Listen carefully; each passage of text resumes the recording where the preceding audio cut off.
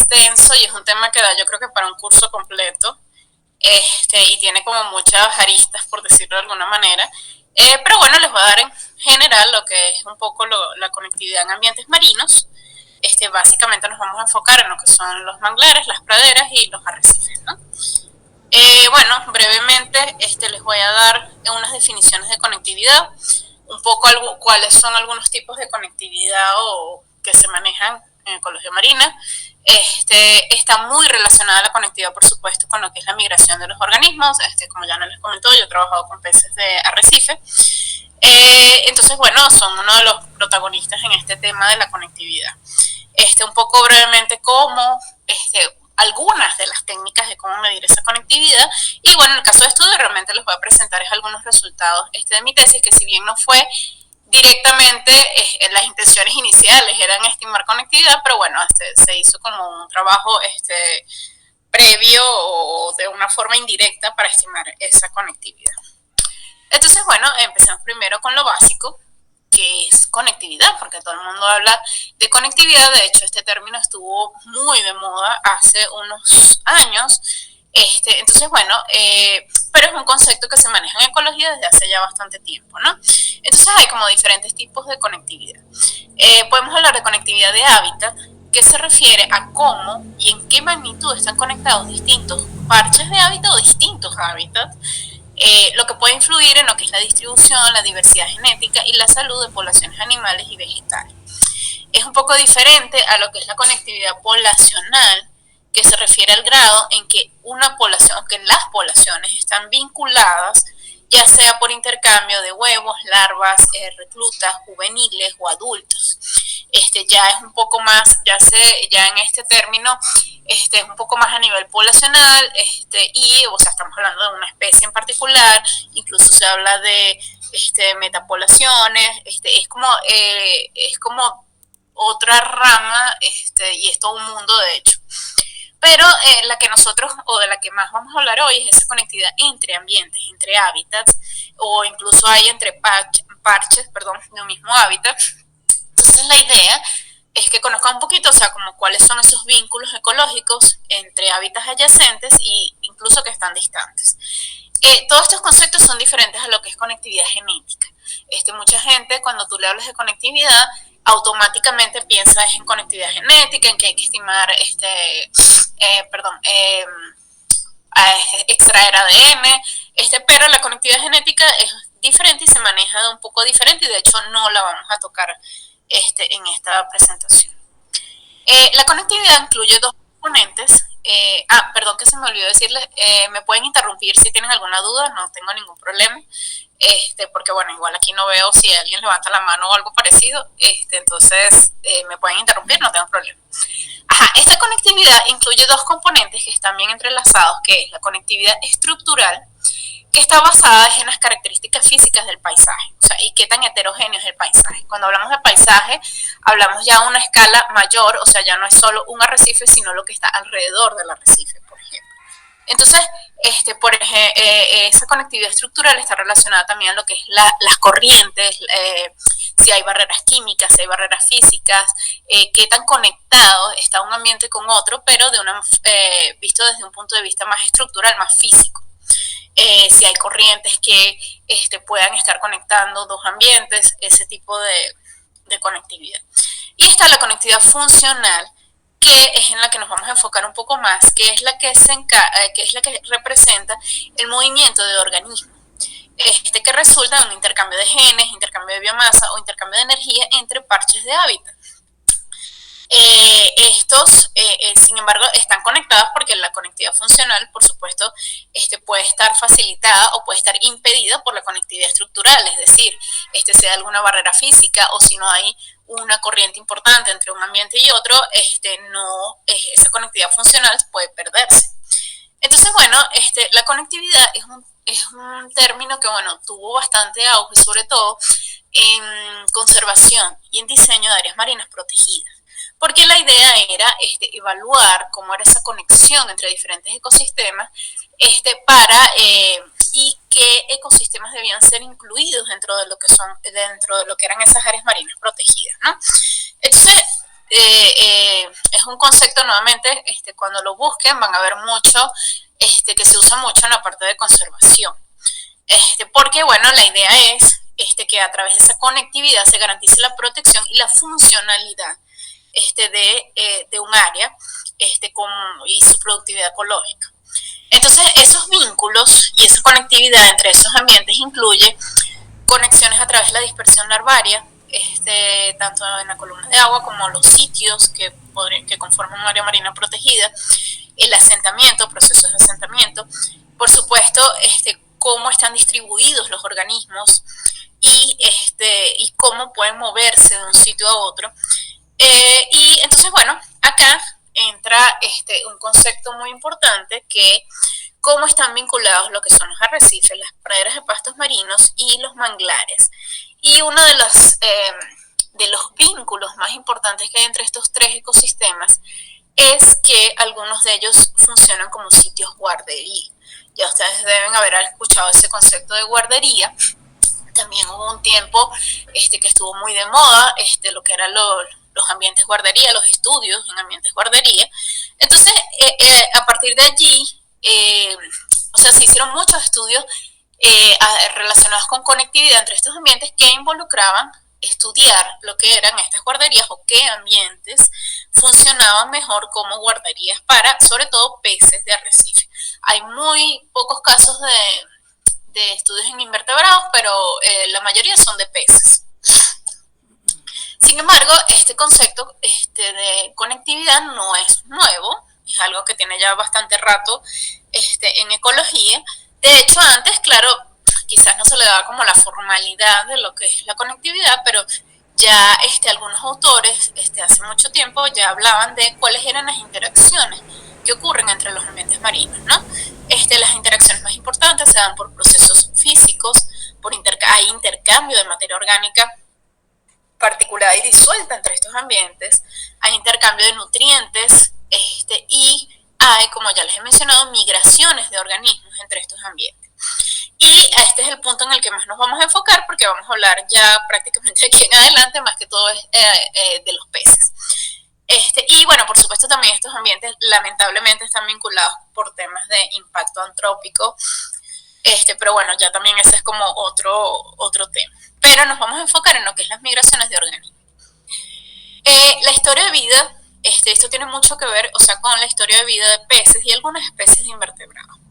Entonces, eso da origen a como dos, ya hemos hablado de varios tipos de conectividad, pero da origen a como dos tipos de conectividad. Todos sabemos que los peces tienen un estadio larval y un estadio de juveniles y adultos. Entonces, cuando se habla de conectividad preasentamiento o conectividad larval, bueno, obviamente cuando se está estudiando lo que es el ictioplancton, lo que son las larvas de peces. Hay muchos estudios de conectividad que se han hecho con estudios de larvas de peces. Y aquí, en este caso, lo que es más importante son los procesos oceanográficos, como los patrones de corrientes, las olas, y cómo es esa dispersión de estadios larvales de peces de arrecife. Sin embargo, bueno, es muy interesante la conectividad a nivel de los estadios larvales, pero resulta a veces un poco complicado porque tienes que tener una información bastante buena de corrientes en la zona que estés estudiando. Bueno, por supuesto, requiere un trabajo taxonómico bastante fuerte para la identificación de las larvas, y mucha gente también ha trabajado lo que es la parte genética con esta conectividad larval, ¿no?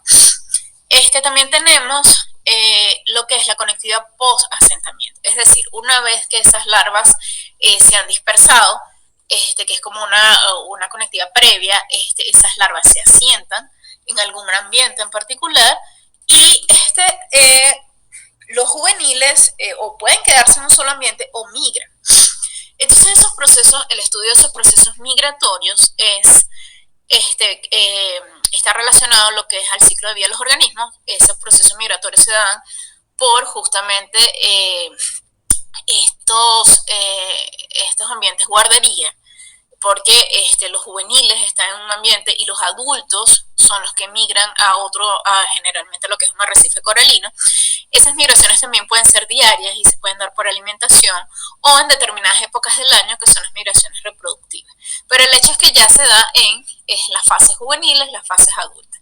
Y ese es otro tipo de conectividad, o sea, ya la conectividad que viene relacionada a ese movimiento específico de esos estadios. Entonces, sabemos que los ciclos de vida de los peces generalmente son de dos fases, lo que es una larva planctónica y la fase juvenil o adulta. Pero hay unos que se les considera que tienen unas tres fases. La larva planctónica, que normalmente está o viene en la columna de agua, en las corrientes, esa larva se dispersa, esa conectividad prelarval, y luego esa larva se asienta en ambientes, que es lo que llaman los ambientes de los juveniles o las guarderías, que son ambientes someros que generalmente son praderas o manglares. En algunos casos también incluso es el mismo arrecife, pero las zonas más someras. Y luego que pasan una fase, un tiempo en esos ambientes, esos adultos migran, o esos juveniles pero ya más desarrollados migran a lo que es el arrecife. Entonces por eso se dice que es un ciclo de vida de tres fases, donde lo desarrollan en diferentes ambientes. Entonces allí es donde entra, como ya les decía, el concepto de guardería, los nursery, que estuvieron un buen tiempo como de moda los estudios en los ambientes guardería. Entonces, un ambiente guardería es un ambiente donde hay una alta densidad de juveniles de algunas especies, de peces o invertebrados, donde la tasa de predación es baja y donde las tasas de crecimiento de esos organismos es mayor si la comparamos con otros ambientes.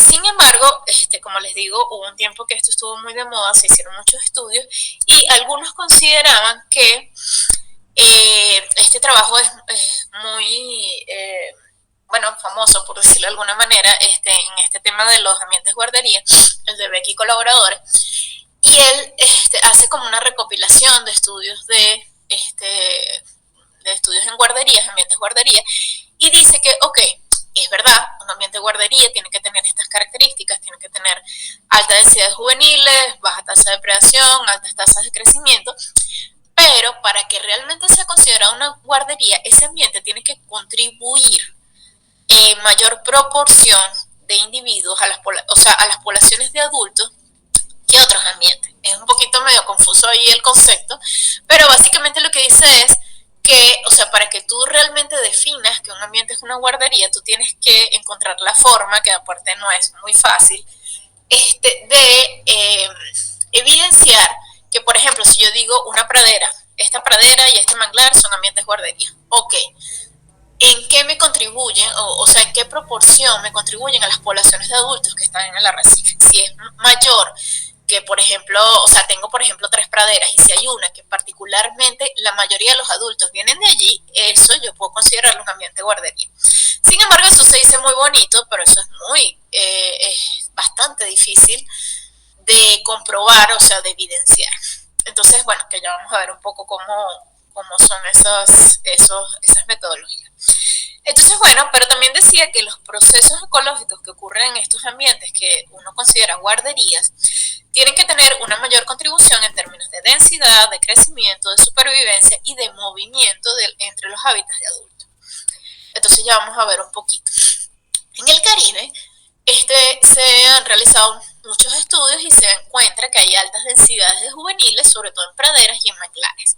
De hecho, hay unos trabajos que sugieren o ellos describen que por lo menos 17 especies de arrecife tienen una alta dependencia por praderas efanerógamas y manglares en su fase juvenil. Donde, en ambientes, ellos comparan arrecifes que tenían cerca praderas y manglares y arrecifes que no.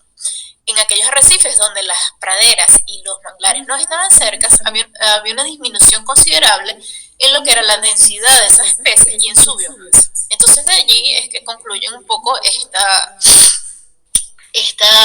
aseveración. Entonces, bueno, las hipótesis que se han manejado por qué estos ambientes son guarderías es que tienen una complejidad estructural que les permite protegerse de los depredadores.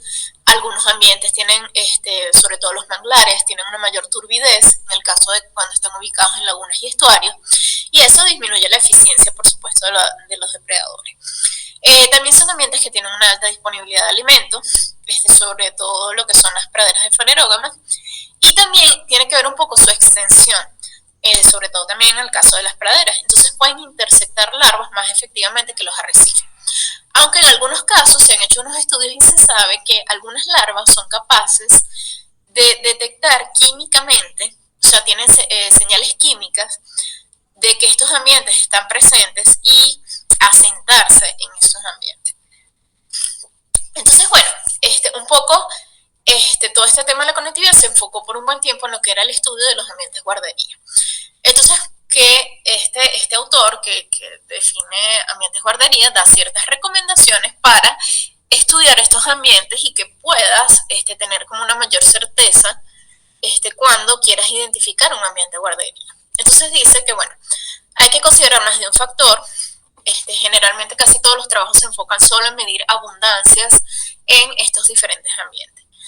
Dice que idealmente 4, lo que es la densidad, las tasas de crecimiento, las tasas de supervivencia y la migración. Sin embargo, supervivencia y migración es bastante difícil e incluso costoso estimar hacer estas estimaciones. Dice que, bueno, un estudio de ambientes guarderías se debe considerar múltiples ambientes, por supuesto, arrecifes, manglares, praderas. Se debe intentar cuantificar el movimiento de juveniles y de adultos. Sin embargo, nuevamente, esto se dice muy fácil, pero puede ser bastante complicado. Y bueno, también realizar recopilaciones bibliográficas, análisis de correlación, que permitan manejar una gran cantidad de datos y observaciones para determinar cuál es el papel realmente de esos ambientes guardería. Entonces, ¿cómo cuantificamos esa conectividad? O sea, ¿cómo medimos que un ambiente está conectado con otro? O sea, que un arrecife o que está conectado a una pradera, a un manglar. Entonces, básicamente, una de las formas que debería ser la más, o una de las más expeditas, es cuantificar el movimiento de organismos entre esos ambientes.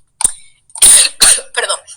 Entonces, claro, pero ¿cómo medimos el movimiento? Okay, el movimiento solo puede ser medido o observando directamente o reconociendo un individuo que esté marcado, o sea, que sepamos que es ese mismo pez el que estaba en el manglar, que es ese mismo pez el que ahora está en el arrecife. Nuevamente, esto no es fácil. Entonces hay diferentes métodos para determinar movimientos de organismos. Los más usados son métodos indirectos, que es la mayoría de los estudios, por ejemplo, de guarderías han utilizado métodos indirectos. Que lo que se hace es que se hacen estimaciones de densidad, se identifican las especies y se hacen estimaciones más o menos de tallas o de estadios en los diferentes ambientes. Entonces se ve si hay cambios en la distribución, en los patrones de distribución de los organismos, si hay cambios en abundancia, cambios en las estructuras etarias o cambios en la talla de los organismos que habitan los diferentes ambientes. Como les digo, este es el método más común. Pero bueno, algunos consideran que no es suficiente porque no estás, o sea, no tienes como quien dice los pelos en la mano del burro, o sea, de que el pez se está moviendo realmente entre el arrecife y las praderas o los manglares. O sea, tú estás haciendo es una inferencia. Entonces, claro, están los métodos directos que son perfectos y maravillosos, que son marcas artificiales, por ejemplo, está el marcaje externo, o los estudios de marca y recaptura, están lo que son los tags o las etiquetas que se colocan en aletas, está también hay algunos muy pocos, pero sí los hay, trabajos que utilizan parásitos externos para evaluar los peces, por ejemplo, pero claro, esos son casos muy puntuales. Por ejemplo, hay unos en algunos estuarios donde algunos peces solo se infectan de esos parásitos. Hay un estuario en particular que tiene esos parásitos y allí se infectan. Entonces sabes que los que, o por lo menos tienes la cierto margen de certeza de que entonces los que tienen ese parásito es porque vienen de ese estuario, pero esos son como casos muy puntuales. Está también lo que es el marcaje interno, igual con estas mismas tags, y incluso también utilizan parásitos en tejido para hacer estos marcajes. Y está lo que son las marcas naturales, que quizás también sean algunas de las metodologías también más interesantes, sin embargo son bastante costosas, y al igual que el marcaje, los estudios de marca y recaptura, y son bastante, son un poco complicadas. Son súper interesantes y la información que te dan es espectacular, pero no son tan fáciles de realizar, ¿no? Y tienen ciertas condiciones que a veces es difícil de cumplir. Pero bueno, tenemos elementos traza, tenemos estudios de isótopos estables o firmas isotópicas usando carbono 13, nitrógeno 15 o azufre 34 en tejido. Tenemos firmas isotópicas en tejido que lo que hace es que refleja las tramas tróficas o los ambientes. O sea, aquí parten del principio que cada ambiente tiene una especie de firma, así como tenemos nosotros las huellas digitales. Cada ambiente tiene como su huella digital, hay ciertos compuestos, generalmente hay ciertas relaciones entre las concentraciones de estroncio, de magnesio, de bario, que son como, cada ambiente tiene como una relación única. Entonces, y algunos organismos pueden incorporar esos elementos en sus tejidos, o en algunos casos en los otolitos, que ya lo vamos a ver, que son las estructuras, unos huesos que ellos tienen en la cabeza.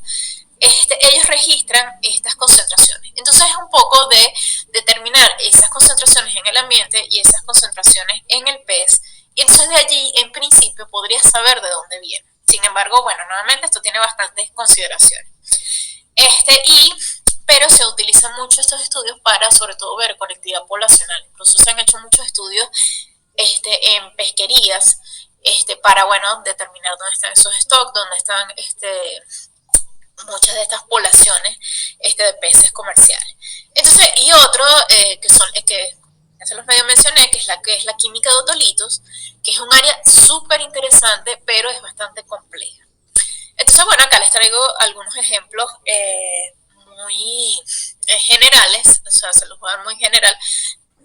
Perdón. Bueno, por supuesto, métodos directos, tenemos las marcas, hay diferentes tipos de marcas, diferentes tipos de estas etiquetas, algunas se colocan en la boca, otras se colocan en las aletas, que es la más común, y bueno, hay diferentes, algunos lo hacen es por marca y recaptura, si vuelven a capturar el pez, eso tiene un código, también hay unas etiquetas, unas marcas mucho más sofisticadas que transmiten, incluso algunas en tiempo real, donde se encuentran estos peces. Sin embargo, estos son métodos que son un poco costosos y que son a veces difíciles porque tienes que tener como un número considerable de peces marcados, porque muchos se pierden, muchos pierden la marca, otros son depredados. Entonces, bueno, son estudios que son muy interesantes, pero bueno, no son tampoco tan fáciles de llevar a cabo.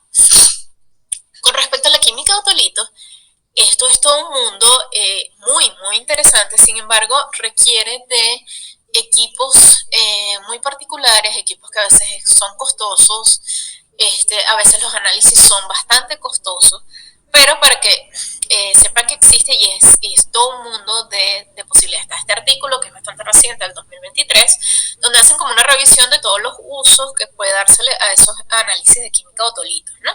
Y entonces entre esos está conectividad, movimientos del ciclo de vida de los organismos. Entonces básicamente lo que hacen es estimar el otolito, no sé si todos están familiarizados con ello, pero es este hueso, y ese hueso tiene, allí está registrada la vida del pez, básicamente. Eso es lo que se utiliza para estimar edad, tasa de crecimiento en peces, y es como los anillos de los árboles, ¿no? Son anillos concéntricos.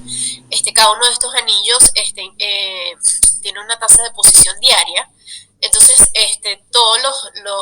por eso cuando uno cuenta los anillos, tú sabes cuántos días puedes determinar cuál es la edad del pez. Entonces, en esas bandas donde se depositan elementos, generalmente calcio, magnesio, estroncio, bario. Entonces, hay cierta relación, o sea, entre eso, y se depositan dependiendo de las concentraciones ambientales.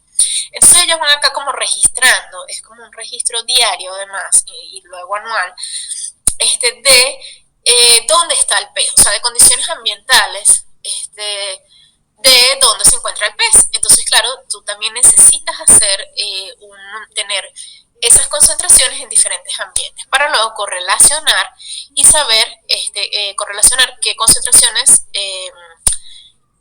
de qué ambientes se parecen a las que están registradas en el otolito. O sea, no se dice muy fácil, pero es todo un trabajo.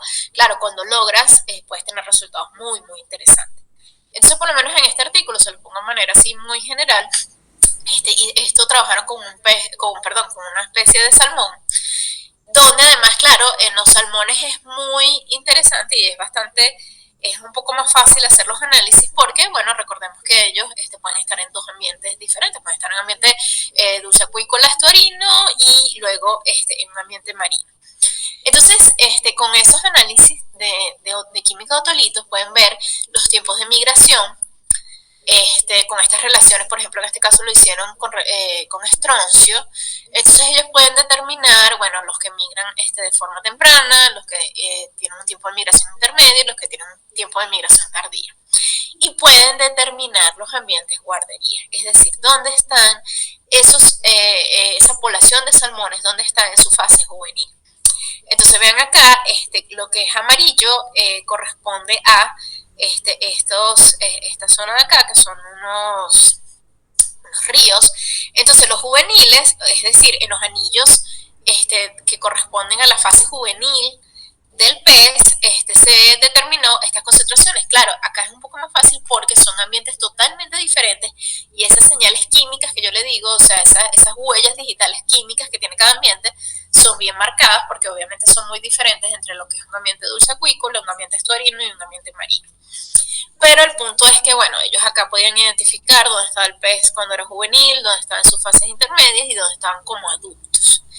Pero esto es para que vean un poco la aplicación de lo que es la química de otolito. Es un mundo realmente fascinante, pero bueno, es como lo ideal, pero a veces es bastante complicado llegar a ese mundo ideal. También están estudios de isótopos estables, que también suelen ser bastante costosos y no se hacen en todos lados, pero bueno, nuevamente también utilizan los otolitos y también les permite saber, bueno, cuál es el tiempo que estuvo el pez en agua dulce, que estuvo en áreas marinas, y en qué zonas estuvo. Pero para también saber en qué zonas estuvo, tú necesitas tener muestreado todo un área, y necesitas saber, nuevamente, tener esas relaciones entre esos, por ejemplo, en este caso de estroncio, son esas concentraciones de estroncio en cada posible ambiente donde pueda estar el pez. Entonces eso también, tú tienes que hacer como especie de una base de datos química de los diferentes ambientes donde pueda estar ese pez. Y entonces para luego poder correlacionarlo con lo que obtengas del pez. Entonces por eso, como les digo, son estudios costosos, y son estudios bien complicados. Por ejemplo, hay uno que no lo coloqué acá, pero es en Australia, donde ellos muestrearon como, no sé, una cosa así como 26, creo, estuarios, hicieron todo el análisis químico y lo tenían todo bien mapeado. Entonces luego los peces le hicieron la química de otolitos y ellos pudieron determinar cuáles de esos 26 estuarios contribuían más a las poblaciones de adultos. Ese es el escenario ideal, maravilloso, estupendo de un estudio de ambientes guarderías, pero bueno, es un poquito complicado. Entonces, bueno, ya viniéndonos un poco más a la costa venezolana y a lo que se ha podido hacer acá, bueno, les voy a presentar, no es un estudio como tal de conectividad, pero esos fueron los planes iniciales, pero nos encontramos nuevamente con todas estas barreras de, bueno, hacer química de otolitos era complicado, era costoso, no estaban los equipos, pero bueno, eso no quiere decir que no se puedan hacer algunas cosas y que esas cosas no sean interesantes. Entonces, bueno, a mí siempre me ha apasionado este tema de las conexiones entre ambientes, entre praderas, entre manglares y arrecifes. Yo trabajé, por lo menos en mi tesis de pregrado, con praderas de fanerógama.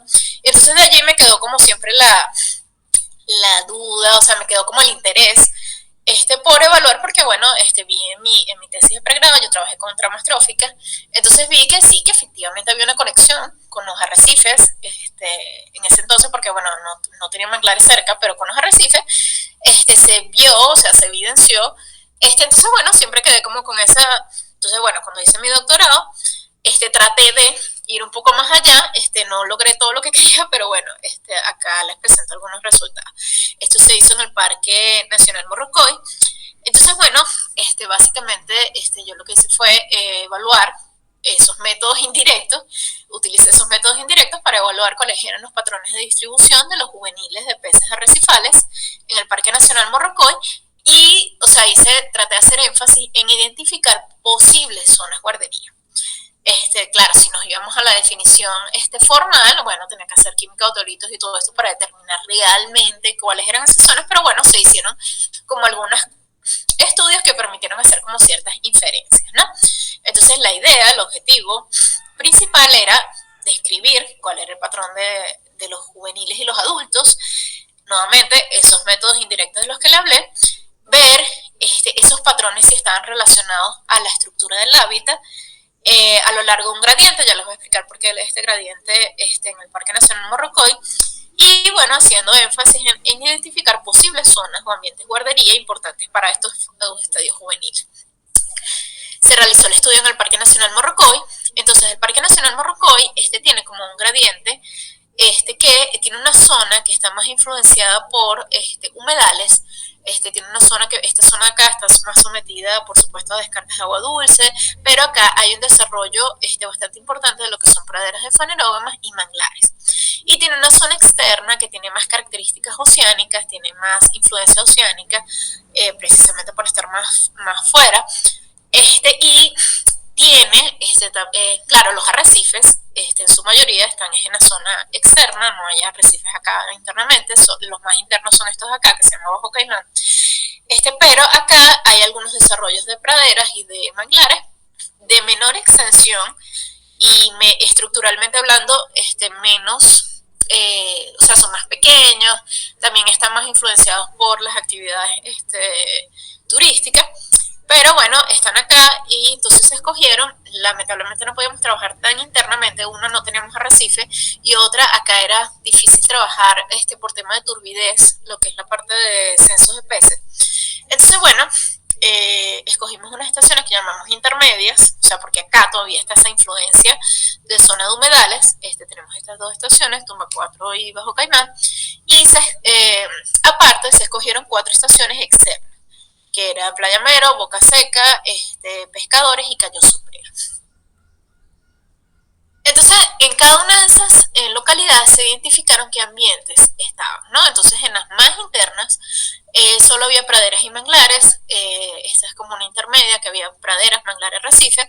En las externas también estaban los 3 ambientes, y bueno, las más externas, que era Cayo Sombrero, solo hay arrecife, y en Pescadores, que estaba bastante cerca de Cayo Sombrero, habían praderas, manglar. Aquí también hay arrecife, pero no pudieron ser muestreados, ¿no? Entonces, pero bueno, hicimos allí ciertas combinaciones de lo que era ambientes y localidades. Entonces, ¿qué evaluamos? En esas localidades evaluamos los ambientes que estuvieran disponibles. Allí se evaluó los patrones de distribución mediante censos visuales. Se hicieron censos visuales donde se determinó riqueza, densidad, y además para cada una de esas especies se estimó si eran juveniles o si eran adultos. Además se hizo otra fase que fue relación con variables ambientales. Sin embargo, de eso no les voy a hablar mucho acá. Y finalmente se capturaron 3 especies de peces, que eran de las más comunes en todos los ambientes y en todas las localidades. Se capturaron, se les trajeron los otolitos y se estimaron las tasas de crecimiento. Entonces, ok, primero, de manera muy somera, lo que fueron esos patrones de distribución, donde se tomaron en consideración 2 factores: el tipo de ambiente, si era manglar, pradera fanerógama o arrecifes somero. No se trabajó con la parte profunda de los arrecifes, y la localidad, que si era más interna o intermedia o era externa. Entonces, bueno, estos fueron los resultados principales.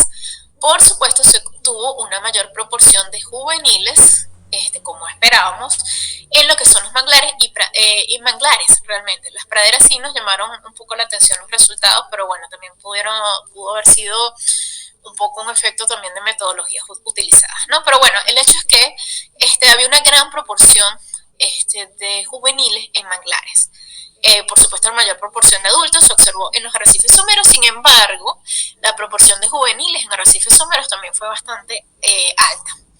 Entonces, claro, esto coincide un poco con lo que está reportado para el Caribe, donde los manglares, por ejemplo, en 66% de los estudios realizados en el Caribe, la mayor densidad de especies o que llaman especies guardería está en los manglares. Eh, entonces, bueno, por supuesto están las hipótesis porque son sitios de resguardo, sitios de alimentación.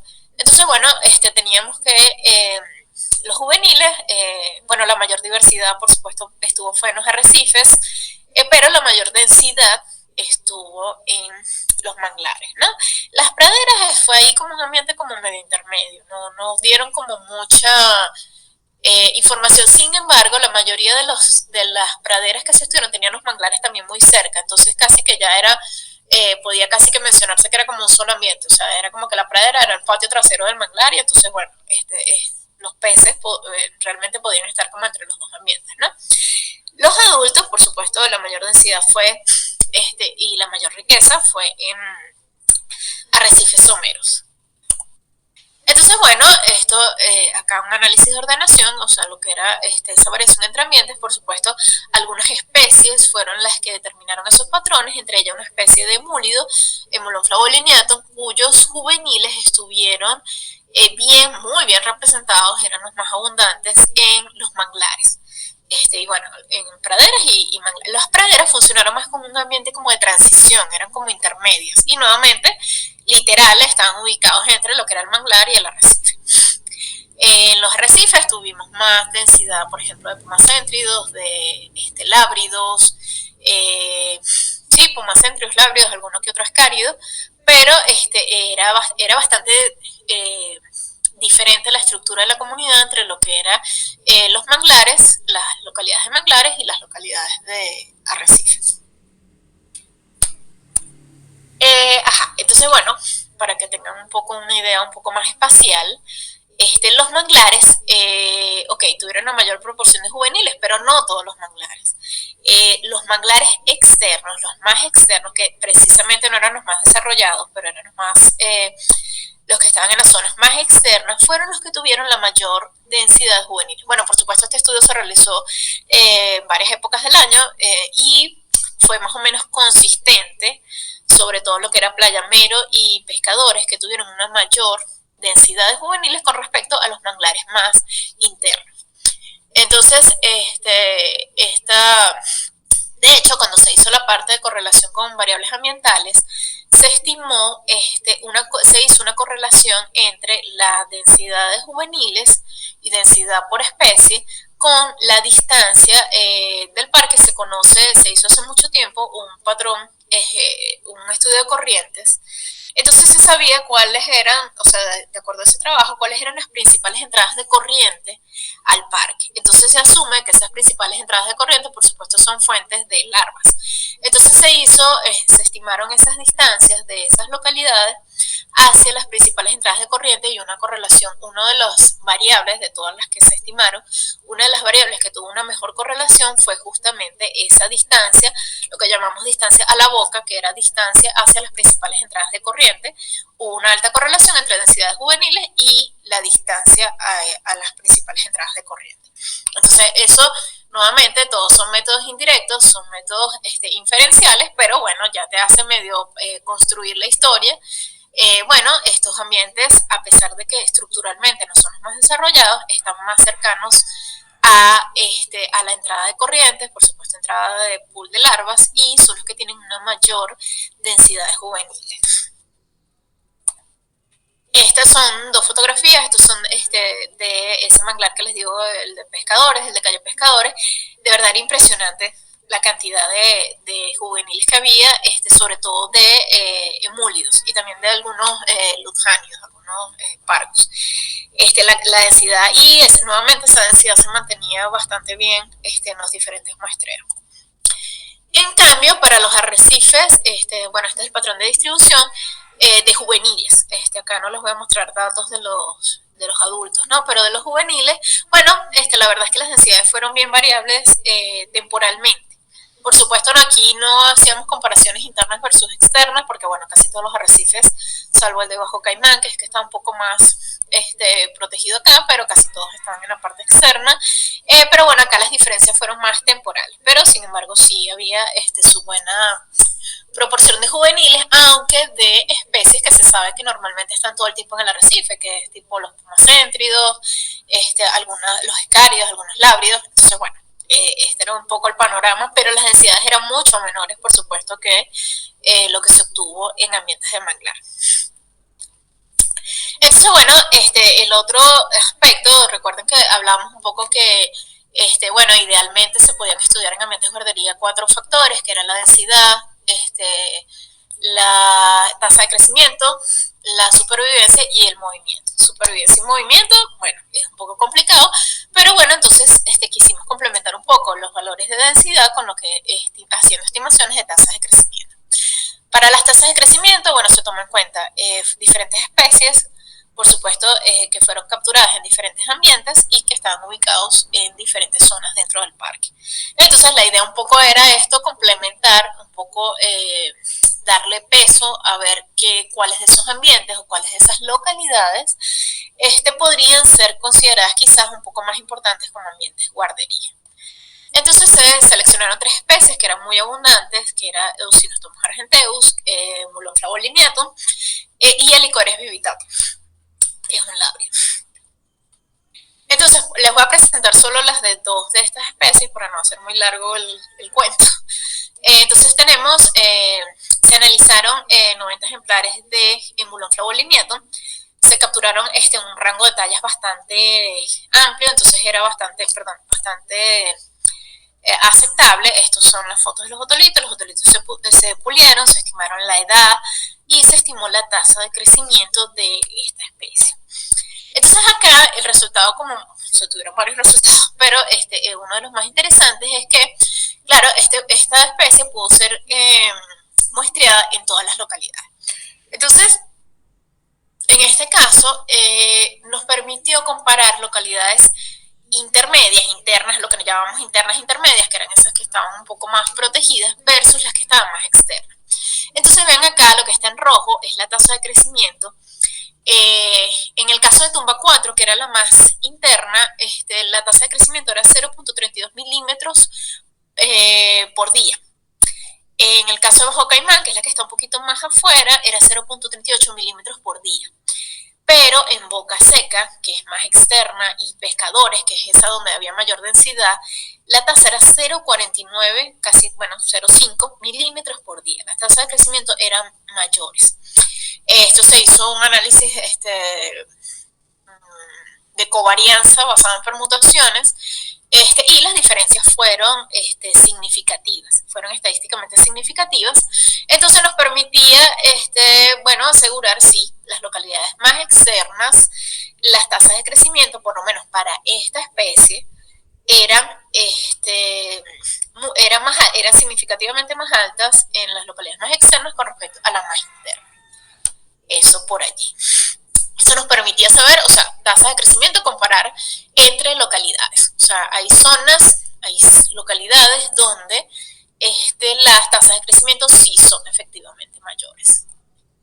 Con esta especie, Helicoris vividatus, era bien interesante. Claro, el Mulon flavoliniatum sí tiene un mayor rango de migración. Cuando son juveniles, ese rango de migración es bastante pequeño, pero bueno, ellos sí tienen un mayor rango de migración. El Helicoris vividatus tiene un rango de migración más pequeño, entonces, ok, quizás no es como la especie ideal para uno hablar en tal caso de conectividad, pero sí para los objetivos que teníamos, que era evaluar tasas de crecimiento en ambientes particulares, porque sabemos que donde lo capturé, él probablemente lleva allí toda su vida, porque su rango de movimiento es bastante limitado, ¿no?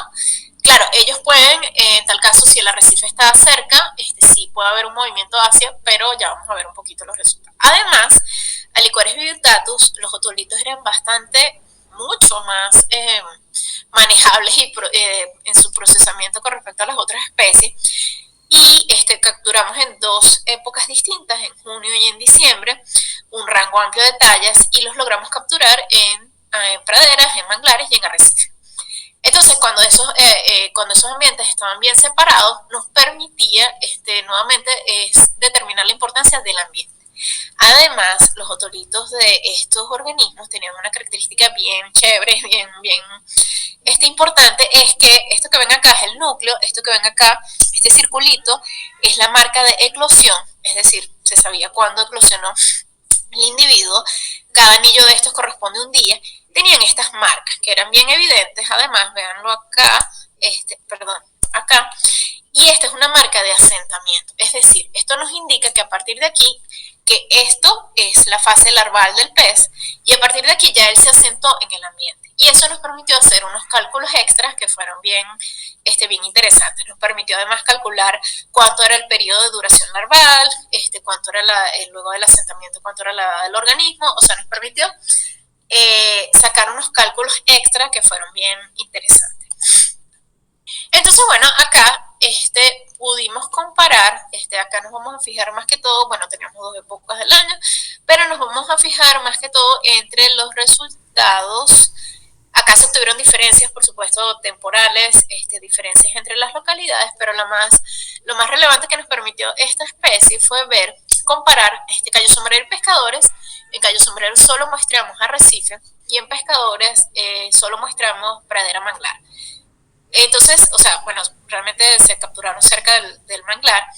Entonces, Cayo Sombrero y Pescadores están ubicados como en la misma zona, por decirlo de alguna manera, son los más externos, pero están bastante separados como para yo decir, ese pez no ha ido al arrecife, porque están bastante distantes, ¿no? Entonces lo que yo quería probar acá era el ambiente, o sea, tengo una pradera, un arrecife y un manglar, pero que están bastante separados, pero están ubicados en la misma zona, como bajo las mismas condiciones, por decirlo de alguna manera. La tasa de crecimiento, bueno, en este caso vamos a comparar solo la de diciembre. La tasa de crecimiento en el arrecife fue de 0.86 milímetros por día. La tasa de crecimiento en el manglar fue de 1.54 milímetros por día. Estadísticamente, significativamente, mucho más alta en el manglar con respecto al arrecife. Entonces, eso, fuimos un poquito más allá, que les eché todo ese cuento de la marca de asentamiento, todo eso era porque logramos calcular la tasa de crecimiento 5 días previos al asentamiento, es decir, la tasa de crecimiento cuando es una larva, y la tasa de crecimiento 10 días después del asentamiento. ¿Para qué era esto? Era para ver si la tasa de crecimiento, o sea, dividirla, porque, claro, cuando está estadio larval está en una columna de agua, pero realmente el ambiente te hace la diferencia es cuando esa larva se asienta. Entonces calculamos la tasa de crecimiento larval y las diferencias no fueron estadísticamente significativas. Entonces la diferencia en esas tasas de crecimiento viene después que la larva se asienta, es decir, después que está en uno de esos ambientes. Y entonces comparamos Cayo Sombrero con Pescadores y las diferencias fueron significativas. La tasa post-asentamiento, 10 días después, apenas 10 días después, ni siquiera tenía mucho tiempo la larva asentada, la tasa de crecimiento en Pescadores era 0.77 milímetros por día versus 0.58 en el arrecife. Incluso llegamos a determinar tasas de crecimiento post-asentamiento de casi 1 milímetro por día luego que se asienta en el ambiente. Entonces, efectivamente, el ambiente tiene un efecto sobre las tasas de crecimiento de las especies. El ambiente donde te asientas tiene un efecto, entonces eso es como una evidencia a favor de que ese ambiente sí tiene un efecto sobre algunos parámetros de las poblaciones y sí tiene un efecto como ambiente de guardería. O sea, allí hay algo, ya sea la alimentación, la protección, lo que tú quieras, pero allí hay algo que efectivamente está haciendo que no solo tengas más densidad de esos organismos en ese ambiente, sino que tienes una mayor tasa de crecimiento. Le trae una ventaja, por decirlo de alguna manera, a la especie estar en ese ambiente como juvenil. Entonces, bueno, resumiendo un poquito lo que fue con el tema de las tasas de crecimiento, se obtuvieron diferencias entre localidades para las 3 especies. Las diferencias, bueno, fueron evidentes en Mulon flavolineatum, en el Coreus vividatus, las tasas de crecimiento fueron mayores en esas localidades externas versus esas localidades internas. Las tasas de crecimiento de Licores Vivitatus fueron variables tanto espacial como temporalmente, y las diferencias entre la tasa de crecimiento post-asentamiento indican que las variaciones que se observan entre localidades se deben a procesos que ocurren posterior al asentamiento, no en su fase larval. Y posterior al asentamiento lo que ocurre es que estás en un ambiente en particular, en un ambiente diferente. O sea, una de las tantas cosas que pasan es esa. Entonces, bueno, nuevamente resumiendo un poco, para no hacerles muy largo el cuento, bueno, se hicieron varios análisis. Entonces, bueno, se estimó como que cuáles eran esos ambientes y esas zonas que eran más probables a ser consideradas como guardería. Ahora, de allí a saber si contribuye más a las poblaciones adultas, bueno, esa es otra historia, ya esa es para, no sé, alguien que quiera trabajar otro, bueno, quisiera yo tener un superfinanciamiento para poder hacerlo, para poder continuar con esto, pero bueno, o alguien que quiera hacer ya, continuar con esa parte.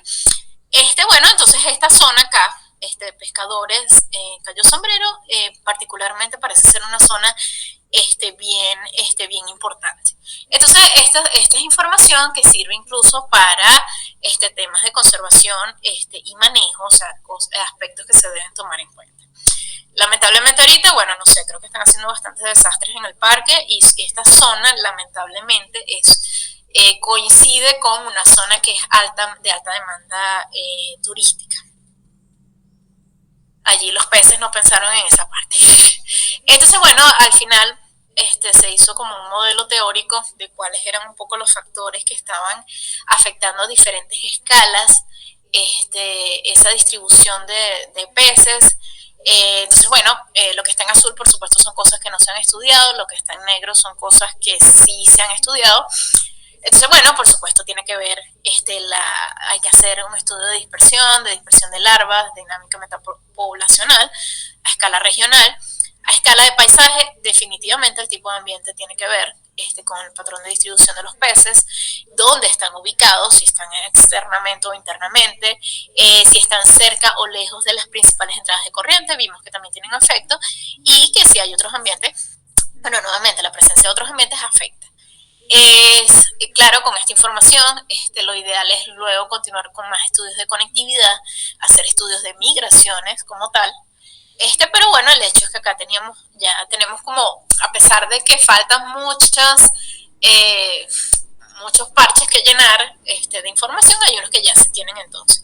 El hecho es que sí, hay ambientes que parecen estar funcionando como guarderías. Los de las zonas internas parece que las condiciones no son tan favorables, a pesar de que son manglares más estructurados.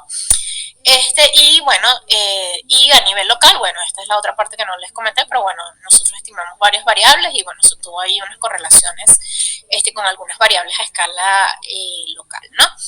Pero bueno, como les dije, esta zona es una zona donde hay una alta demanda turística. Entonces, bueno, eso puede complicar un poco más la historia, ¿no?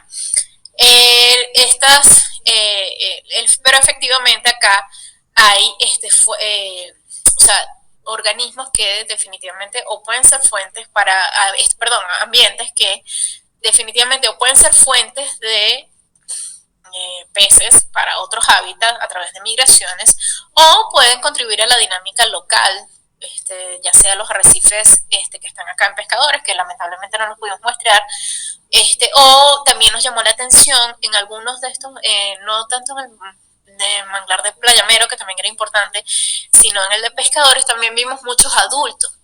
Entonces también probablemente muchos de ellos se queden realmente allí en esa zona, encuentran mayor protección, ¿no? Pero bueno, nuevamente falta allí esa parte de migración, quizás hacer esa parte de química de otolitos para completar un poco el panorama, pero bueno, se tuvo una visión bastante, un poco más completa de lo que ya se sabía en el Parque Nacional Morrocoy. Entonces, bueno, estas básicamente eran las conclusiones, que obtuvimos un patrón de distribución que varía entre ambientes, entre ubicación, un poco resumiendo, la mayor proporción se obtuvo en los manglares que están externos, tuvimos varias variables que tuvieron relación con esas densidades y bueno, lo que ya les mencioné de las tasas de crecimiento. Entonces, bueno, eso es un poco lo que se hizo, lo que se intentó hacer para estudiar conectividad. Y bueno, no sé si tienen alguna duda, algún comentario, siguen por allí. Gracias, Adri. O sea, gracias por tu presentación. Creo que fue muy, muy completa. Nos llevaste de la mano, pues, lo que es de la conectividad, desde lo que los conceptos hasta la aplicabilidad, ¿no? Y los resultados que puedes obtener en biológicos y ecológicos y más allá, ¿no? O sea, en la parte de poder hacer tomas de decisiones o planes de manejo en ambientes protegidos, ¿no? Creo que si alguien quiere preguntar, aprovechen. Adriana. Sí, muchísimas gracias, Adriana, profesora Adriana, ya que están pasando unos carros aquí, por la clase, de verdad muy buena. Me llamó mucho la atención lo de la huella digital de los ecosistemas que se miden con el estroncio. Sí, algunos, depende o sea, nuevamente, esa es otra decisión que hay que tomar, qué elementos, o sea, porque tienes que hacer como una caracterización química del ambiente para ver qué elementos te funcionan. En algunos casos utilizan estroncio, en algunos casos utilizan bario, en algunos casos utilizan una relación entre manganeso y bario, manganeso y estroncio. A veces hay que hacer como más bien relaciones, algunas veces utilizan calcio, pero eso depende, por ejemplo, del elemento. Por ejemplo, acá en Venezuela hay, por ponerles un ejemplo, por ejemplo, acá los sedimentos están muy enriquecidos, por ejemplo, con cadmio. Entonces, ese, por ejemplo, no sería un buen elemento porque lo vas a encontrar en altas concentraciones en todos lados. Entonces, tienes que escoger como el elemento que te genere esa huella, o sea, esa huella digital. Claro, se han hecho bastantes estudios y nuevamente la lista está acotada entre lo que es estroncio, bario, manganeso, creo que en algunos casos magnesio y calcio. Por ejemplo, cuando vas a comparar, sé que cuando vas a comparar entre ríos o estuarios y ambientes marinos, hay unos en particular, no recuerdo ahorita cuáles son, pero calculas como una relación en particular. Ya, y en sí el hecho de que, o sea, la parte de que haya más preferencia por los ambientes de manglar de los peces, o sea, se debe también a mayor disposición de alimentos. Ahí me quedé un poquito... Bueno, las dos opciones más, o sea, o las dos hipótesis más viables es alimento y protección. En el caso de los manglares de Morrocoy, algunos creo que particularmente la protección, porque bueno, ya están como bien metidos, o sea, de hecho había que meterse bastante en las raíces para hacer los censos, y eran como zonas como más oscuras que cuando realmente lograbas entrar a las raíces era que veías esa gran cantidad de peces, ¿no? Hay otro que, o sea, bueno, otra opción que creo que también es también muy probable en Morrocoy, es que están afuera y por supuesto las larvas, o sea, llegan, están como en la zona, hay uno de esos manglares que está como justamente en la zona, un paso importante de corriente. O sea, está como en toda, por decirlo de alguna manera, la boca de la entrada de corriente. Entonces creo que hay una parte importante allí de dispersión, o sea, de larvas que probablemente vienen con la corriente y ya quedan en ese ambiente. Ah, ok. Y para determinar esos elementos traza, o sea, de la huella, eso es muy costoso, ¿no? Sí, claro, primero porque necesitas, necesitas equipos, bueno, hay algunos, o sea, se logran con microscopio electrónico, pero el microscopio electrónico tiene que tener un accesorio, ahorita no recuerdo el nombre, es algo de, no recuerdo si, no creo que es el infrarrojo, no recuerdo ahorita el nombre, pero tienes que tener, o sea, que te permita estimar, porque además el otolito es algo muy pequeño, y no solo que el otolito es pequeño, sino que lo vas a determinar es en una banda de crecimiento de ese otolito.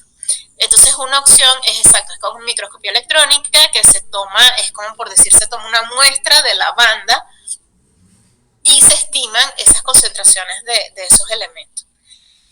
Creo que hay otro equipo, pero no recuerdo ahorita el nombre, cualquier cosa, si no después yo se lo paso a Janet para que se los pase, entonces eso, tienes que tener como que mida justo esas concentraciones. Y además, tienes que hacer como decirlo de alguna manera, la caracterización química de los ambientes para que, bueno, en ese caso puedes medir medir algunos de esos elementos por ICP o por algunas de estas técnicas, para saber cuáles son, para saber como esa huella química de cada uno de esos ambientes. Creo que Marlene levantó la mano. Yo tengo otra pregunta, pero vamos a dejar a Marlene. Ok. Hola, profesora Adriana, de verdad gracias. La clase estuvo muy completa, muy buena, muy dinámica. Qué bueno que muestran resultados reales de estudios que han realizado. Quería comentarle que yo tuve la oportunidad de participar también en un proyecto que llevaba la WCS. Quien era lo financiado era de migraciones del Cocoro Guayanés en el río Taura, que es uno de los ríos indígenas en Latinoamérica. Pero desde los microsensores pudimos ver el desplazamiento del Cocoro y de 8.000 kilómetros de desplazamiento de un río. O sea, que fue bastante bueno. Los equipos, porque entonces estaba financiado por la WCS. Ok. Sí, bueno, tengo entendido acá, bueno, hay la profesora Ana Teresa, también de la central. Ella para su tesis, ella logró hacer algunas mediciones, creo que fue en un microscopio electrónico, que incluso creo que estaba en agudo, en el oceanográfico. Pero, bueno, Marlene, no te escuché completa, o sea, muy bien, pero exacto, tengo entendido que hicieron algún proyecto, con una especie de agua dulce. Pero bueno, ahorita de verdad, actualmente desconozco, dónde, puedan estar, o sea, qué equipos puedan estar operativos o operativos al 100% para hacer ese tipo de análisis de microquímica de otolitos, ¿no? Bueno, sé que hay microscopios electrónicos, hay algunos funcionales, de hecho en la Simón hay uno, pero no sé ahorita sí esté como en la capacidad de estimar eso.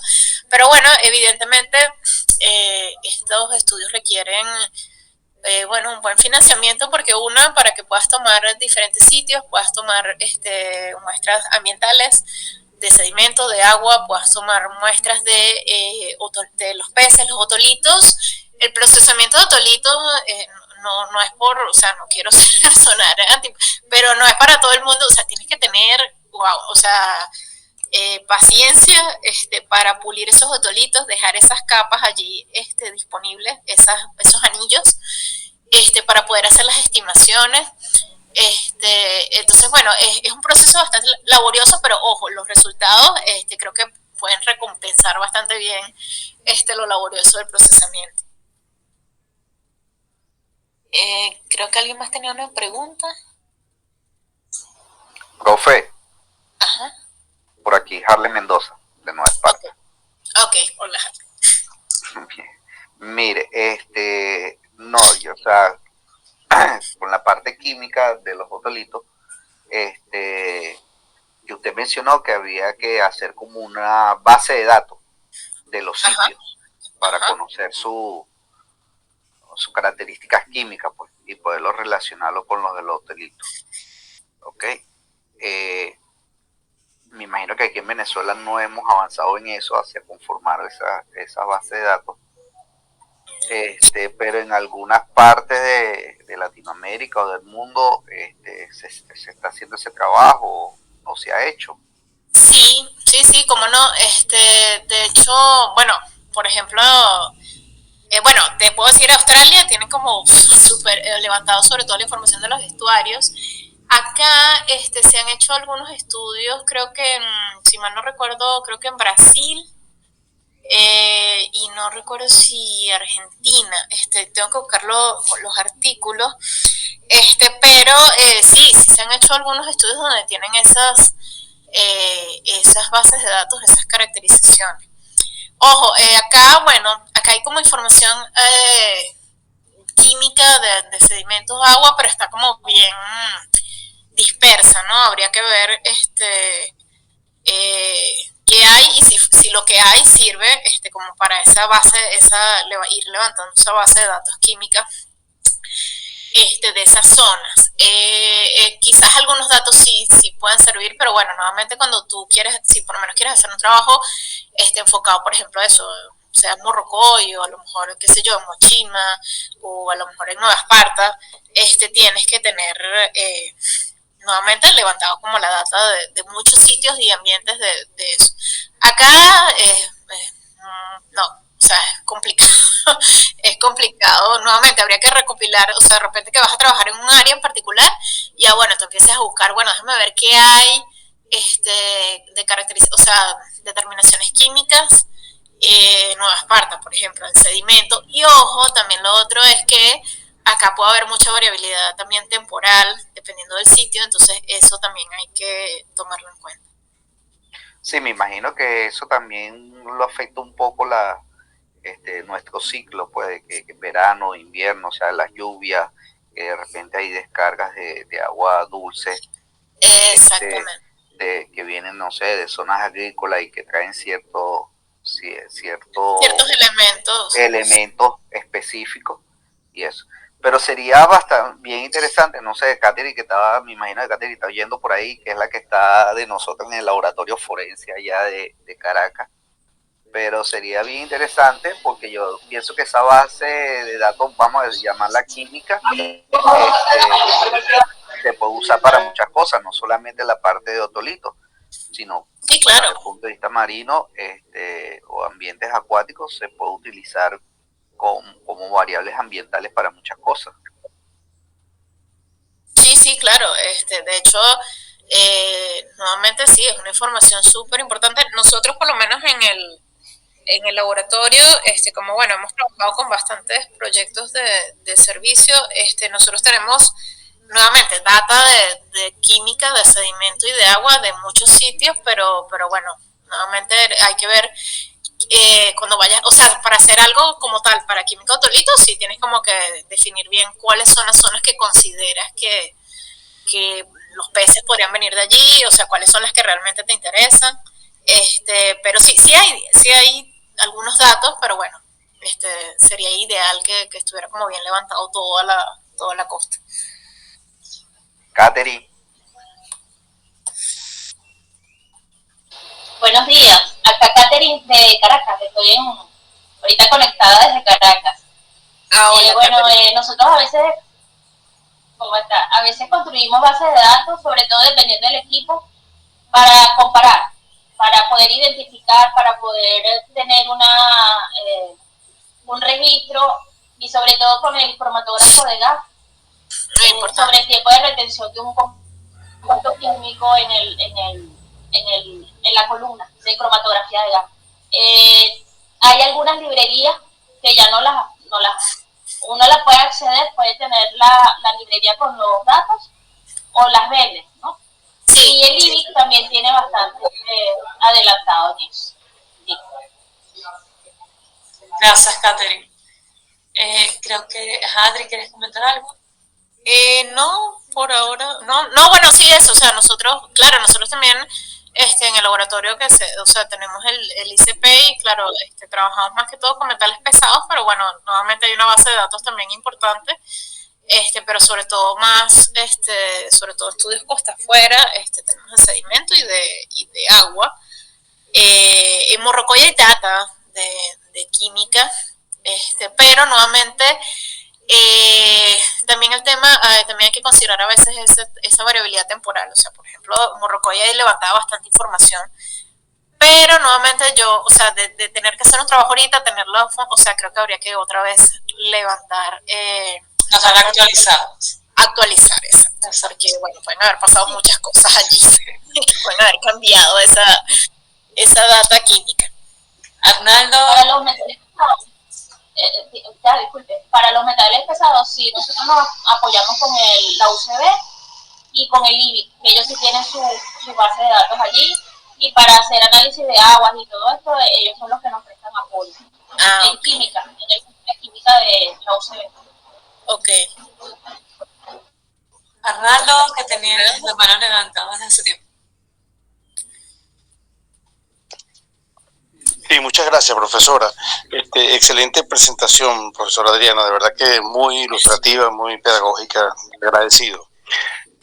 Una consulta, ¿no? Me llamó la atención el planteamiento del concepto cuando definía conectividad, que hablaba biomasa, y usted nos explicó claramente que la orientación principal era hacia las migraciones, los desplazamientos de los animales. Pero en el concepto está involucrada la palabra energía. Entonces se me ocurre la pregunta, o sea, ¿no puede evaluarse la conectividad desde un punto de vista trófico? Ese es el planteamiento. Gracias. Sí, de hecho, sí, un poco también esta idea de conectividad surge la parte trófica, y de hecho para eso utiliza mucho los isótopos estables. Isótopos de carbono, isótopos de nitrógeno. Hacen contenido estomacal de peces, incluso creo que hay unos estudios con invertebrados. Y así como hace el tema de los otolitos, en la parte química, así como hay firmas químicas que les decía que cada ambiente tenía como su huella digital, hay huellas isotópicas. Y los estudios de hecho de isótopos de nitrógeno y carbono se han usado mucho en estudios tróficos porque te permite conocer un poco cuál es el origen de el origen de dónde comió ese organismo, ¿no? Es un poco más o menos el mismo principio de los otolitos, pero con estos isótopos nuevamente tienes que hacer tienes que evaluar diferentes presas, por decirlo de alguna manera, ver cuál es esa composición isotópica, y luego lo correlacionan con análisis de contenido y hacen las comparaciones. Entonces puedes ver un poco donde la idea un poco es, como los otolitos, es ver de dónde viene, y con los isótopos es ver dónde comió. Bueno, en algunos casos son más exitosos que otros, esto es así en regla general, pero ver de dónde comió. Entonces eso te permite ver también cuál es el vínculo trófico, porque muchas de estas especies, sobre todo cuando los ambientes son bastante cercanos, van generalmente que si los adultos de los arrecifes van a las praderas o a los manglares a alimentarse, cosa que puede ocurrir generalmente en la noche, y luego regresan a su ambiente donde están como adultos. Entonces eso también te permite ver cuál es ese intercambio de energía. Hay estudios, hubo un tiempo también que estuvo como muy de moda los estudios de, nuevamente, tratar de cuantificar o estimar cómo era ese intercambio de biomasa y de energía entre ambientes. Es un poco más complicado, pero también existen las técnicas. Pero, por ejemplo, de isotróficos se utiliza mucho análisis de isótopos. Excelente, profe, muchísimas gracias. Entonces, eso nos permitiría tener como una visión de la traba trófica un poco más precisa, porque tendría un basamento químico. O sea, me parece que es una aplicación súper útil. Sí, súper interesante. De hecho, hay algunos trabajos que se han hecho con isótopos en material vegetal, o sea, en praderas y para ver los peces de dónde están comiendo, o sea, dónde están comiendo, hacen como es como un seguimiento, pues, o sea, como si estuvieran haciendo como un rastreo de dónde está comiendo el pez. Nuevamente, en algunos casos lo puedes ver, o sea, tiene que haber como diferencias notables, pues, en esos isótopos entre las diferentes presas, por decirlo de alguna manera, ya sea material vegetal o sea animal, pero sí se ha hecho, sí hay trabajos con esos isótopos y para que te permiten ver dónde comió, o sea, de dónde proviene, y nuevamente entonces ahí haces tú el vínculo trófico.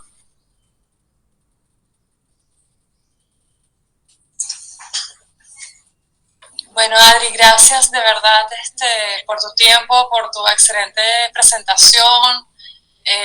Creo que, bueno, ya nos queda como claramente que los arrecifes de coral y los organismos que viven en ellos no están están conectados con sus otros ambientes vecinos y nos da la noción de que hay una dinámica, ¿no? Que no es una comunidad o un ecosistema cerrado ni estático en el tiempo. O sea, siempre hay una dinámica espacio-temporal, ¿no?